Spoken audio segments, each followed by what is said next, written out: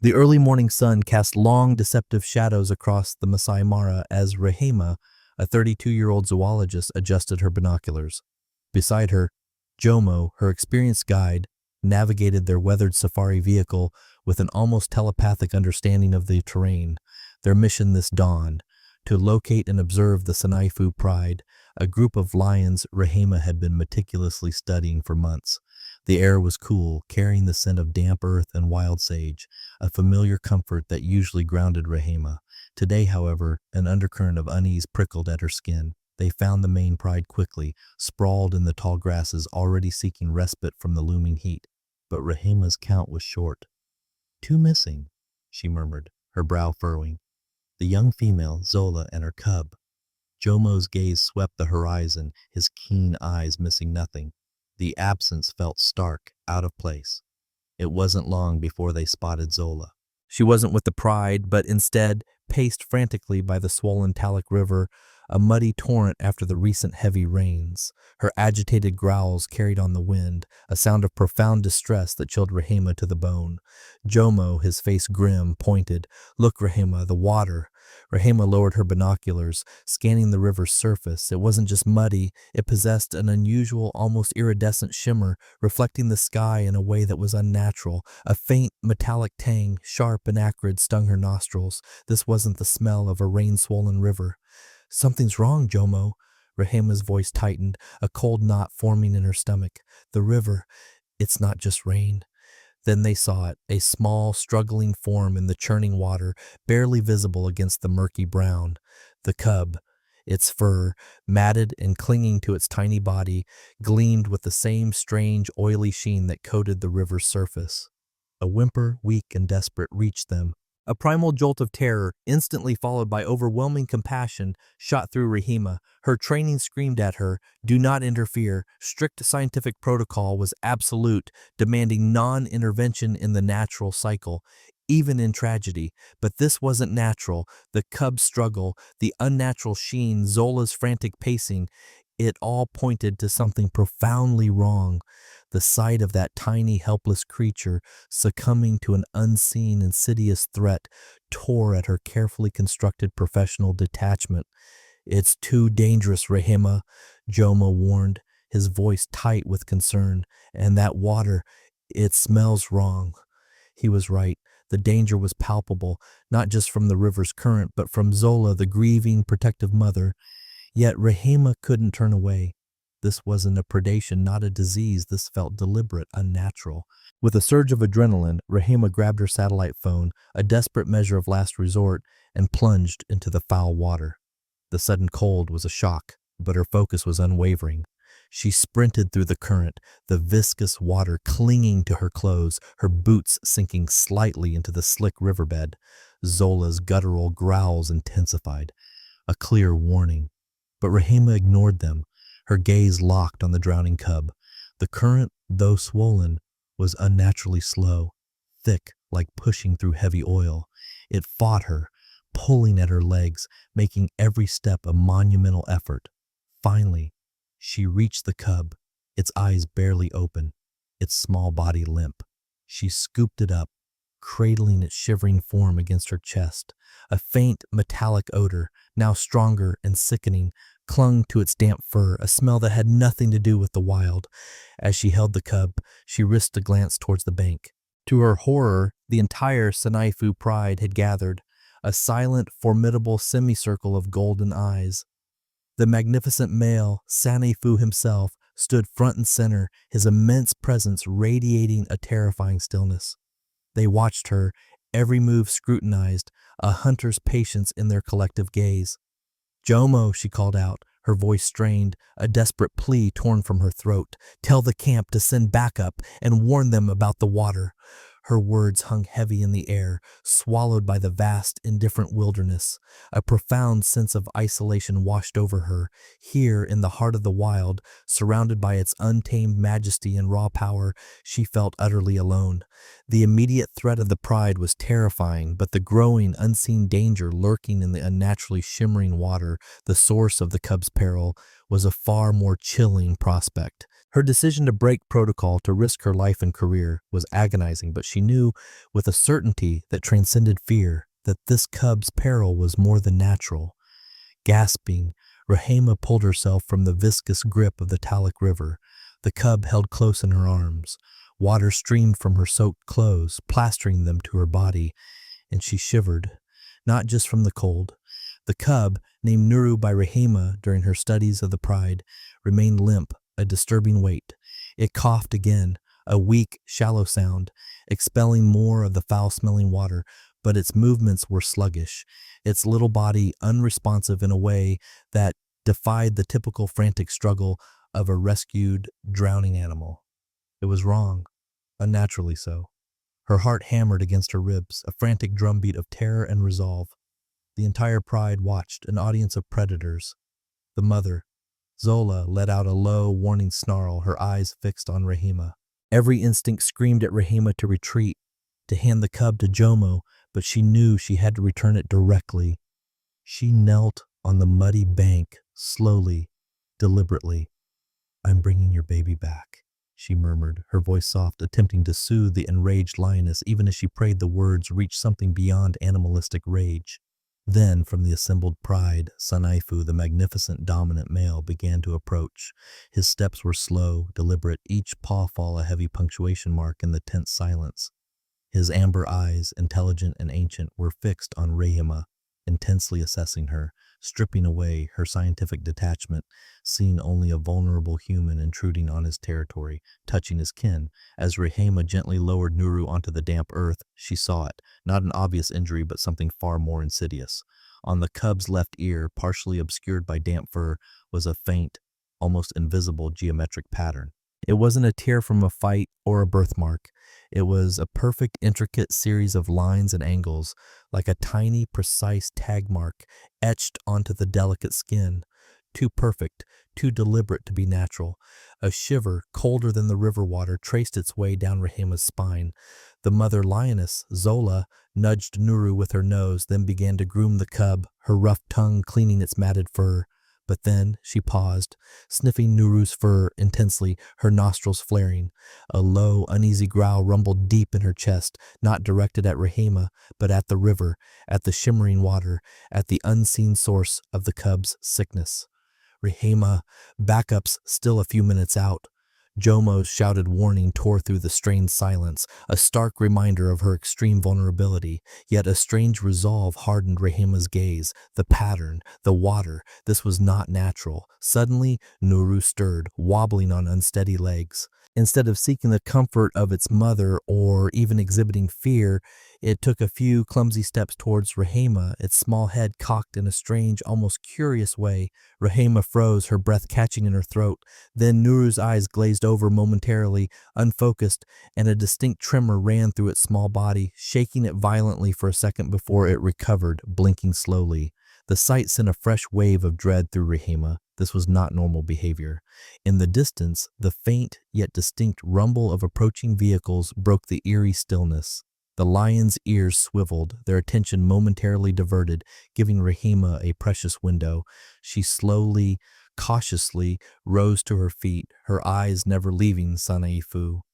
The male lion, instead of a snarl or a roar, let out a low chuff, a sound of strange acknowledgement that resonated deep within her, his intense gaze still unwavering. It wasn't a threat, but something far more unsettling, a recognition of her intrusion, perhaps even of her intent. Zola, sensing the impending human intrusion, carefully picked up Nuru by the scruff of its neck, turning and rejoining the rest of the pride, disappearing into the tall grass. Rahima was left standing alone on the riverbank, the metallic tang of the water still in the air. A cold certainty settled in her gut. This was more than an accident. The geometric pattern, the cub's strange, almost drugged reaction, the mother's uneasy growl directed at the water, it all pointed to something far more sinister, a calculated danger that elevated her personal risk if she dared to pursue it. "This goes beyond protocol," Rahima muttered to herself, the words barely audible, a new, dangerous conviction hardening within her. This was not just about saving an animal, it was about uncovering a truth, no matter how terrifying. The arrival of Dr. Imani and the armed rangers had been swift, efficient, and immediately Rahima felt the weight of her actions. Dr. Imani, head of the research project, her face a mask of professional disapproval, wasted no time in scolding Rahima. "You broke every safety protocol, Rahima, every single one." The words stung, but Rahima, still shaking from the encounter, could only focus on the truth she'd unearthed. The cub was drowning, and the water, there was something in the water, and the cub was different. Her voice was hoarse, tinged with a desperation that Dr. Imani seemed to dismiss. Back at camp, the debriefing was terse. Rahima recounted the cub's sluggishness, the metallic odor on its fur, the unsettling sheen on the river. Dr. Imani, however, attributed it all to the trauma of a near drowning and Rahima's own adrenaline-fueled state. "It's natural to project, Rahima. We're all shaken." But Rahima knew it was more. Jomo, sitting quietly in the corner, finally spoke, his deep voice cutting through the clinical dismissal. "The elders would say the river spirits are sick. There have been rumors of strange activities upstream, new research permits." His words, delivered with a quiet gravity, resonated with Rahima's own burgeoning unease, echoing the unnaturalness she'd witnessed. Despite the calm of the camp, Rahima couldn't shake the image of Sanaifu's intelligent gaze, the primal, assessing look that felt less like an animal's instinct and more like a knowing observation. Nor could she banish the memory of Nuru's brief, unnatural tremor, the momentary glaze in its eyes that spoke of something beyond simple exhaustion. These fragments clung to her, refusing to be rationalized away. That night, sleep was an impossible luxury. Rahima sat hunched over her weathered field journal on the rustic porch, the soft lantern light casting long, dancing shadows around her. She meticulously reviewed her notes, her pen scratching against the page as she tried to recreate the faint, geometric pattern she had glimpsed on Nuru's ear. It was subtle, almost invisible, but precise, too precise for an accident, too subtle for a traditional brand. It was a detail that spoke of intent, of human hands, a seed of a darker theory, far more sinister than an environmental spill, began to take root in her mind. Jomo, his presence a comforting silence, joined her on the porch, sensing her turmoil. "The lions recognized your courage, Rahima," he said, his voice low, "but they also recognized danger."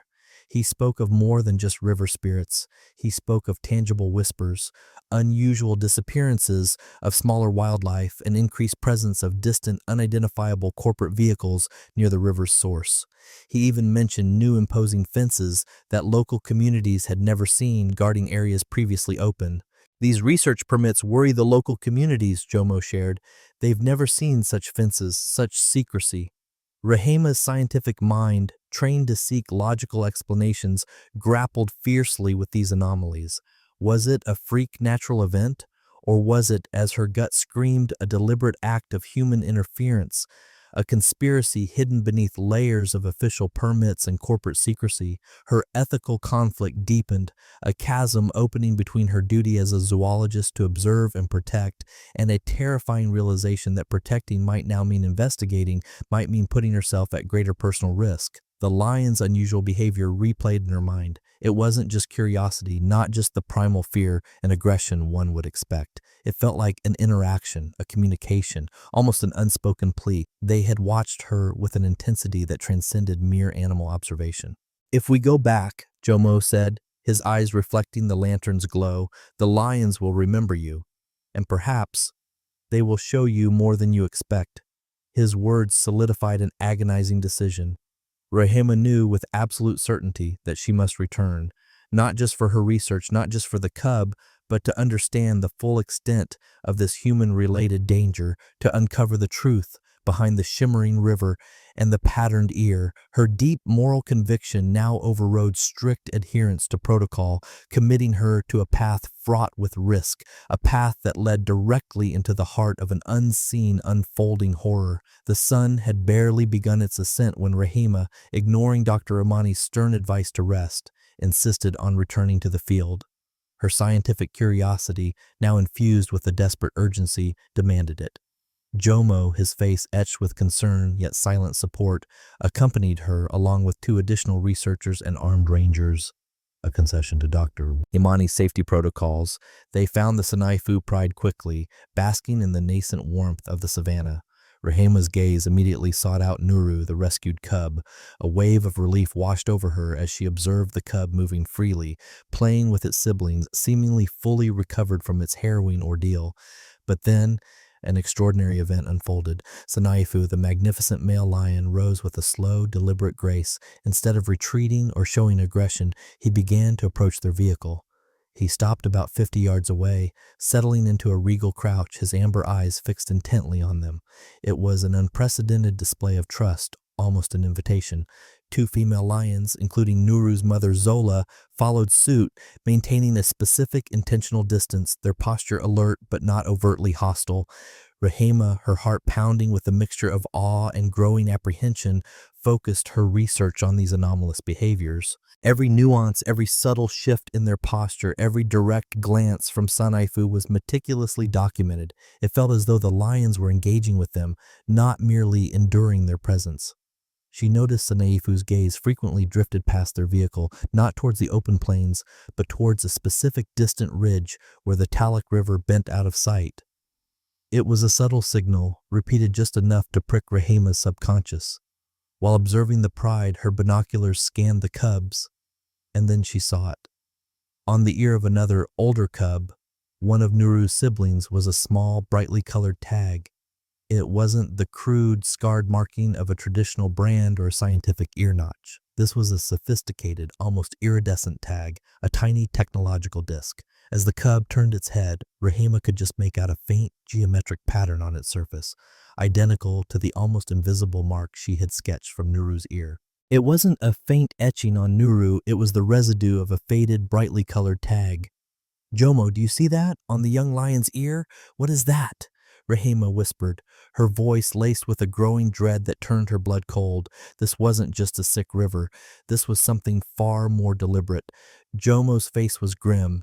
His eyes narrowed as he peered through his own binoculars.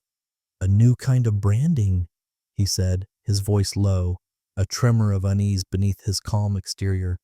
"I've heard whispers it's for something not natural." Rahema's mind raced. This wasn't the work of typical poachers, whose methods were brutal but usually unsophisticated. This was a planned, high-tech operation, meticulous and insidious.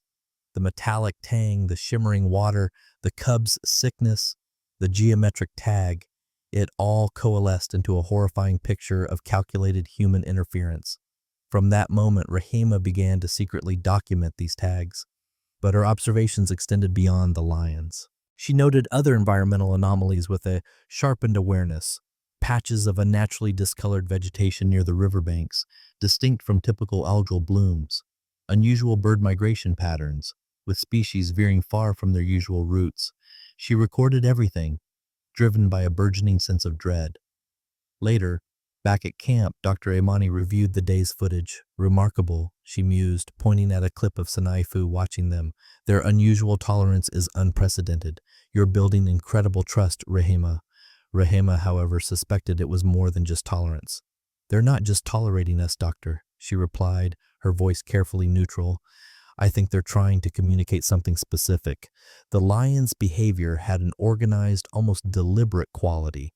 Sinaifu's consistent glances towards the distant ridge, the specific distances the females maintained, their collective stillness, it all felt like a carefully choreographed display, guiding her attention to specific details and locations. Rahema's deep moral conviction, forged in the terror of the river rescue, was now fully focused. It wasn't just about saving animals. It was about uncovering the source and purpose of these insidious tags and the broader human-related danger they represented. The conspiracy was no longer a whisper in Jomo's rumors, no longer a shadowy theory in her mind. It was tangible evidence, brazenly displayed by the very animals she protected, animals who seemed to be pleading for her help. We've been on a knife's edge, diving deep into a mystery that started with a struggling cub. But what Rahema and Jomo are about to uncover isn't just a simple case of pollution. It's a terrifying, high-stakes conspiracy that will push them to their absolute limits and expose them to unimaginable danger. Prepare yourselves, because the truth, as always, is far more chilling than you could ever imagine. If you're gripping your seats, hit that like button, share this with anyone who needs to hear it, and subscribe to make sure you don't miss a single heart-pounding moment as this story unfolds. Months slipped by, each day pulling Rahima deeper into the lion's enigmatic world. Her research period was drawing to a close, but the Sanaifu Pride's behavior around her vehicle grew increasingly organized, almost deliberate. It was as if they knew her time was running out, intensifying their silent, urgent communications. One searing afternoon, an extraordinary moment unfolded. Nuru's mother, Zola, now a familiar and almost revered presence, did something profound. She brought Nuru, no longer a helpless cub, but a robust young adult, to play directly in front of Rahima's stationary vehicle. It was an undeniable act, a profound introduction, almost ceremonial. Zola met Rahima's gaze, held it for a long, knowing moment, then looked pointedly towards the river, specifically at a section of stunted, discolored bushland. The message was clear, unmistakable. Rahima's heart pounded. She understood. Convincing Jomo to take a detour to the designated gorge against Dr. Imani's general protocol was difficult, but his quiet trust in Rahima and his own lingering unease won out. The air in the gorge was heavy, cloying, thick with an acrid chemical scent. They hadn't gone far before the horror began to unfold. Discarded industrial waste lay scattered amongst the stunted, sickly vegetation. Strangely colored barrels, some corroded and oozing viscous liquids, others marked with indecipherable symbols. Rahima, acting on instinct, pulled out her portable UV light. As its beam swept across the rocks and soil, faint, unsettling bioluminescent biomarkers glowed an eerie, sickly green. These weren't natural phosphorescence, they were artificial, insidious. Then Jomo pointed. Hidden cleverly within crevices camouflaged by natural foliage were a series of motion-activated cameras. These weren't trail cameras for wildlife observation. Their sophisticated design and strategic placement were clearly intended to monitor the pride's movements, not for conservation, but for something far more sinister. "This isn't just pollution, Jomo," Rahima whispered, her voice filled with a cold, creeping dread. "This is an operation. And they're tracking the lions." Near the barrels, half buried in the soil, Rahima spotted something metallic. Carefully, with gloved hands, she unearthed it, a small, rugged, encrypted data device. Its discovery confirmed the high-tech, deliberate nature of the threat. This wasn't some fly-by-night operation. This was organized, funded, and dangerously clandestine. Jomo's face was ashen. His senses, honed by years in the wild, screamed imminent danger. "We shouldn't be here, Rahima. This is too deep. This is a government secret." His words sent a fresh jolt of fear through Rahima, but also a horrifying clarity. Her heart pounded, not just with fear, but with a terrible understanding. The cub's mysterious illness, the geometric tags, the lion's unprecedented gratitude and deliberate actions, they weren't just rescued from a natural peril, they were warned, and now they were leading her, guiding her, to the very heart of the truth. Back at camp, the confrontation with Dr. Imani was unavoidable. She laid out the evidence, photos of the tags, samples of the strange water, the disturbing images of the gorge, and finally, the encrypted data device. His initial fury at her continued protocol breaches turned to stark disbelief as he processed the scope of her findings. Then, a chilling realization washed over his face, draining it of color. "This is not just local poaching," Dr. Imani murmured, his voice barely a whisper, a sudden, grim understanding in his eyes. "This is a classified incident waiting to happen. Powerful forces are at play." Rahima's moral compass was now fully aligned. There was no turning back. She had to expose this. The discovery of the data device, the irrefutable proof of a hidden agenda, meant she had crossed a point of no return, putting her at extreme personal risk. The human-related danger was no longer a hint, a suspicion. It was a fully unveiled, unethical corporate or governmental activity, an insidious threat woven into the very fabric of the wilderness she sought to protect. Her world had just shifted irrevocably. With Dr. Imani's reluctant but now firm support, Rahima and Jomo worked in secret, hunched over the encrypted data device.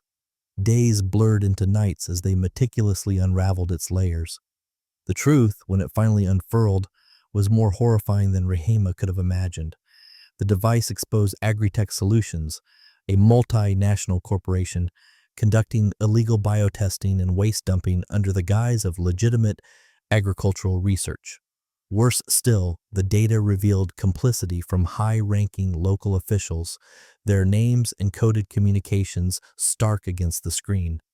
The geometric tags on the lions, Rahima learned, were sophisticated tracking devices monitoring the effects of the bioagents being released into the river and the ecosystem. Nuru's initial illness hadn't been a near drowning. It had been a mild reaction to these insidious compounds. Rahima's horrifying realization hit her with the force of a physical blow.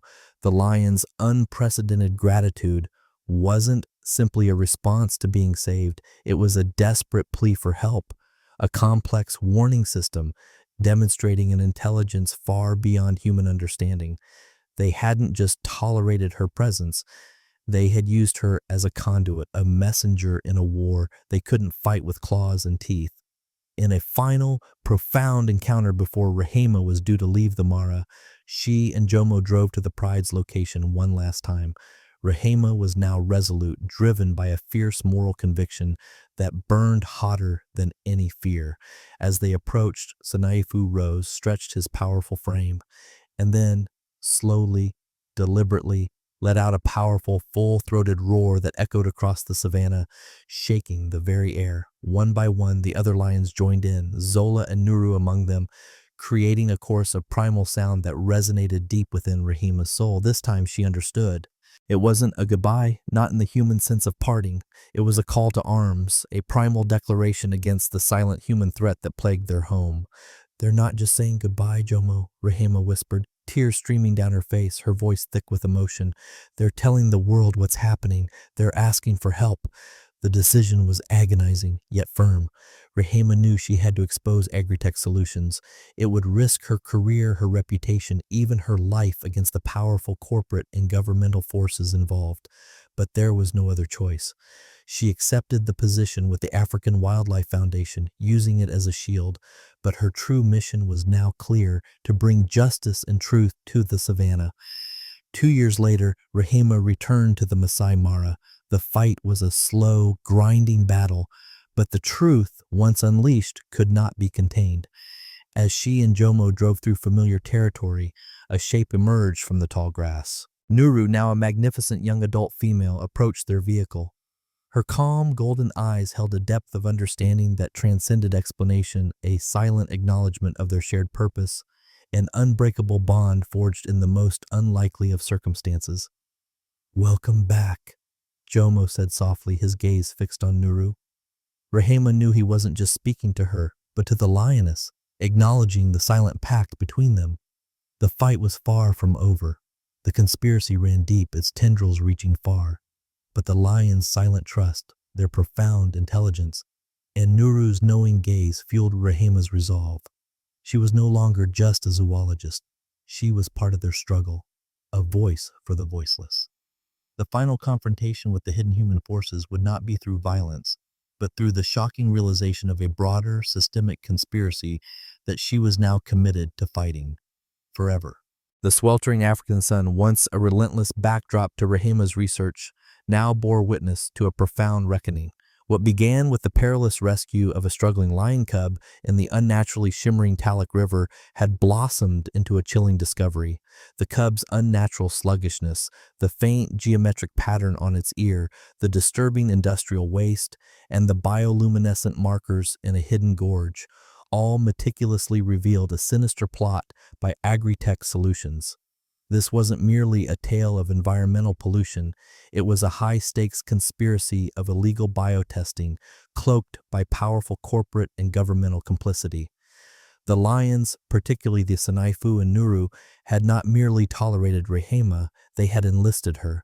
Their unprecedented intelligence and the breathtaking reactions of the pride, from Sinaifu's assessing gaze to Nuru's final knowing look, were a complex, desperate warning. Their full-throated roar echoing across the Masai Mara was not a goodbye, but a primal declaration against the silent human threat. Rehema, the 32-year-old zoologist, had transformed from an observer into a warrior.